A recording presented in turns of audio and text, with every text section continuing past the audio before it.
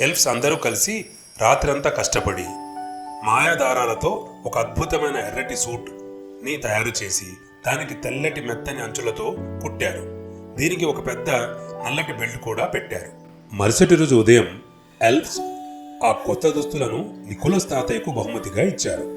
ఆయన ఎర్రటి కోటు టోపీ వేసుకోగానే ఒక అద్భుతం జరిగింది. వారిచ్చినటువంటి ప్రేమ చాలా వెచ్చగా అనిపించింది. ఆయన గుండె ఆనందంతో నిండిపోయింది. ఆ ఆనందం ఎంత గొప్పదంటే ఆయన ఒక్కసారిగా హో హో హో అంటూ గట్టిగా నవ్వడం మొదలుపెట్టాడు. సంతోషాన్ని వ్యక్తపరిచాడు.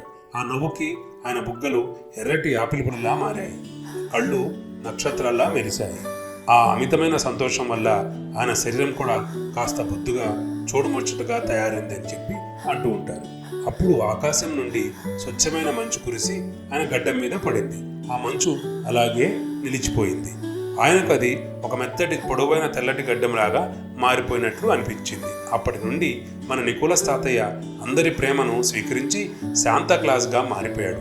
ఎర్రటి డ్రెస్సు, తెల్లటి గడ్డం, ఆ చిరునవ్వు, చేతిలో బోల్డు బహుమతులు, ఇలా అన్నీ తీసుకుని ఆ ప్రేమకు గుర్తులుగా అందరికీ అలాగా క్రిస్మస్కి ముందు రోజు, క్రిస్మస్ రోజు చాలామందికి పిల్లలకి గిఫ్ట్లు ఇచ్చుకుంటూ బహుమతులు ఇచ్చుకుంటూ శాంతాక్లాస్గా మారిపోయాడు అని చెప్పి కథలు చెప్తున్నాయి.